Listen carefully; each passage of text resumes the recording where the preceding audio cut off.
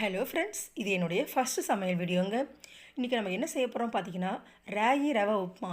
சூப்பரான ஒரு மில்லட் ரெசிபிங்க. இதை பிரேக்ஃபாஸ்ட் டின்னருக்கெலாம் கண்டிப்பாக செஞ்சு பாருங்கள். வாங்க எப்படி செய்யலான்னு பார்க்கலாம்.